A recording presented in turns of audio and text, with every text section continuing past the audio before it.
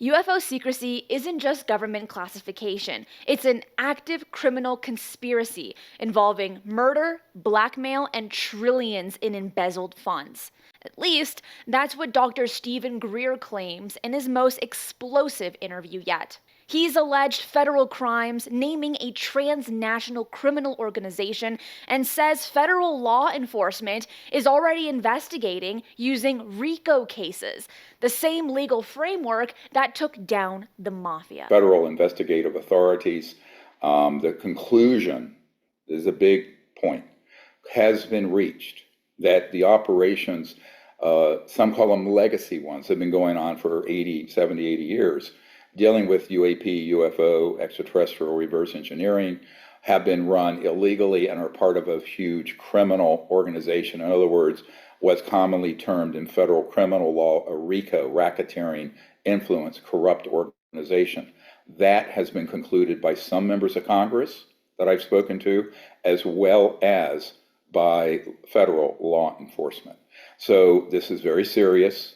The crimes range from murder and targeted killings, kidnapping, abductions, blackmail, bribery, embezzlement of public funds in the billions, if not trillions of dollars, murder, and treason.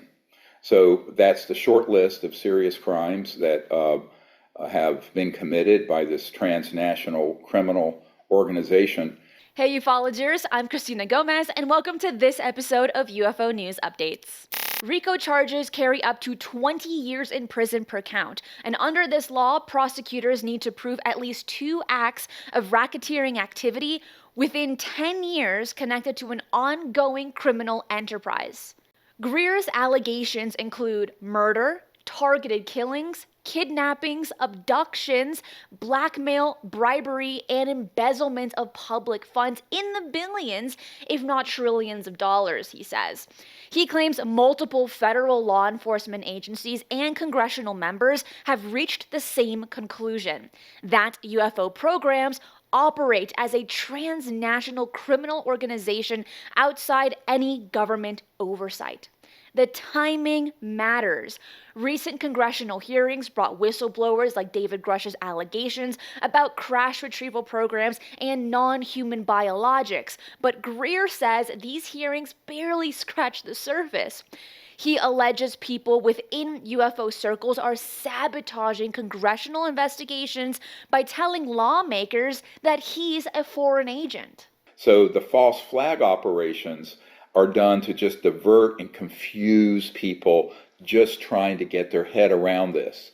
And what happens, I won't say which chairman of a key committee in the Senate said this, but he basically was so fed up with the information versus the disinformation and the confusing sort of avalanche of conflicting data that he threw his arms up in the air and said, I'm done with this. I'm not even going to look into it anymore.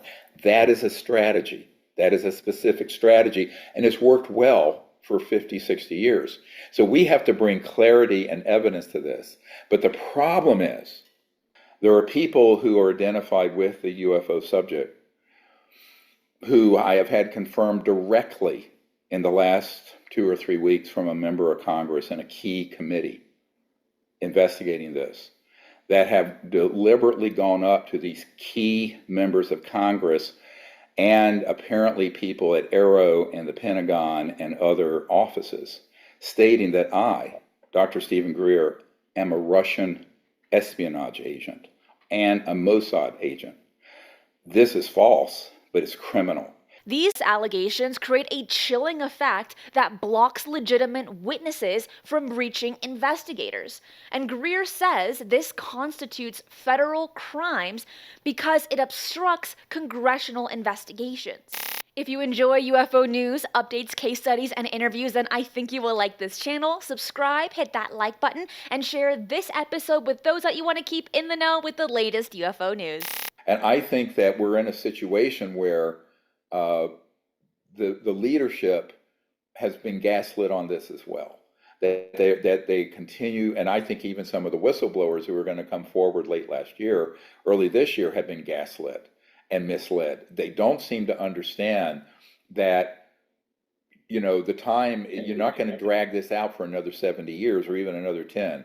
My information and the information from my intel sources that are excellent and current is that we'll be lucky if we get past 2027 with the status quo and this not changing. And specifically, let me be clear, what needs to be stood down and stopped immediately are the criminal activities involving targeting and destroying extraterrestrial vehicle and assets and targeting out in space, but also doing things on the planet that are very dangerous with these high-tech technologies. Greer claims covert programs are actively targeting extraterrestrial craft with quantum potential weapons that go beyond the speed of light. That's wild. He warns this could provoke retaliation. And the recent New Jersey mysterious drones incident, Greer calls them a false flag operation designed to divert attention from planned disclosure that got derailed. Which is interesting since we know that there is a Lockheed facility in New Jersey that specializes in drones, along with the recent comments by Ross Coulthart that the Tic Tac is actually Lockheed, even though Greer mentioned that years prior. Take that how you will. Greer claims some UAP sightings are man-made craft designed to test military responses, and these technologies have become so advanced they're almost indistinguishable from extraterrestrial craft. The danger here is that the mainstream military could mistake man-made false flags for alien attacks. They could easily mistake a man-made false flag operation as an alien or NHI attack. And in fact, that is the master plan that they've been working since 1953 and 1954 for 70 years. And the psychological warfare part of it has been, in many ways, unwittingly, by ufology, has captured all the interest in this and created this myth of an alien threat and all this stuff that Wernher von Braun warned about. When he spoke to my friend Carol Rosin back in 1974 and said they're going to launch an alien attack and it's all a lie and a threat from outer space, but it's to aggregate this sort of fascistic totalitarian power around the issue because that's the ultimate card to play. It's the last card to play, is what she was told, the final card in this whole geopolitical game of bringing the world together, but not in a golden age of peace and prosperity and enlightenment, but in an age of militarism and totalitarian control. So this is what the battle really is. That is the real battle going on. Even Commander David Fravor wasn't briefed on Black Project capabilities that could explain the famous Tic Tac encounter. Years ago, I spoke to one of the pilots, the F-18 Hornet, David Fravor, and I have a witness to this conversation, and it was interesting because he says there's no way that was ours. And I work for an aerospace company now. We don't have anything like that. And I said, well, I'm sorry, but I mean, if the president and the CI directors some of them that I briefed, and the head of the DIA aren't read into this, I'm not sure why a jet pilot would be, right? Mm-hmm. So now they've all come around and said, oh my God, that was a Lockheed object. And it was operating in a restricted military operating area so that it would test our systems.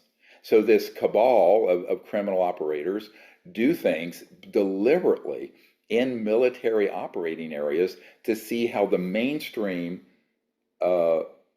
Department of Defense assets would react. Greer describes providing classified information to congressional investigators that received 10 out of 10 credibility ratings. And this information allegedly includes crash sites, recovered craft, bodies, and locations of ongoing operations. Congressional momentum continues despite alleged interference, and recent reports confirm lawmakers are drafting new UAP legislation and preparing additional hearings. Anna Paulina Luna announced upcoming hearings with government appointees and military personnel, and she noted someone wants to come forward about a crash retrieval program. And according to Matt Lasso from Ask a Poll, those hearings might come in late July, early August. But then again, we were supposed to get those hearings in May. Then Eric Burleson stated these represent systematic change to the process in a way that we are transparent with the American people. And of course, we can't forget that he went to Mexico City June 20th to look at and discuss the Bugosphere and the Nazca bodies. Now, the good news is federal law enforcement is extending immunity as well as protection and monitoring for people wanting to come forward. This is why I'm asking people, don't delay, please come forward. It's better that you come forward voluntarily now than that you get eventually rounded up and interrogated. That's what I think people need to decide what side of this you want to fall on. You know, the question is, this is a matter of what people decide to do. I think many of them, they kind of don't have a choice because I think someone's got something on them and they're forcing them to say and do the things they're doing. You know, I mean, this kind of blackmail and bribery happens all the time in this business. The only way this logjam of secrecy gets broken is a asymmetric disclosure of enough whistleblowers handing off the information. Let me say something here. I don't think the people holding that evidence need to be named. The evidence will speak for itself.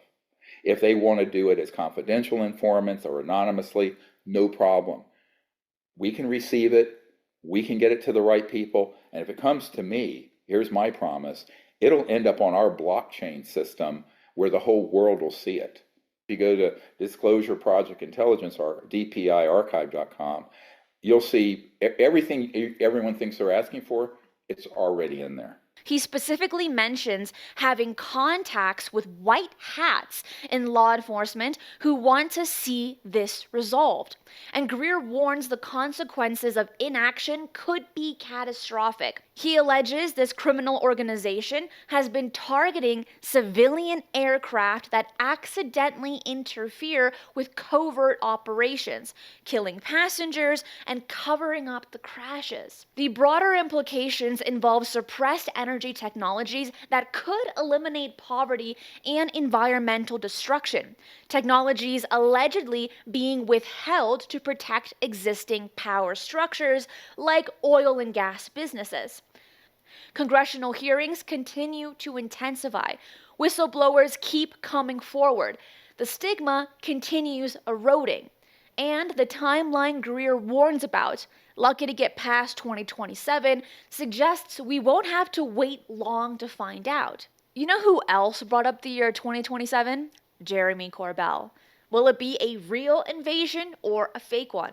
I guess we will have to be here to find out. That is it for today. I will see you next time. Be safe and remember, keep your eyes on the skies.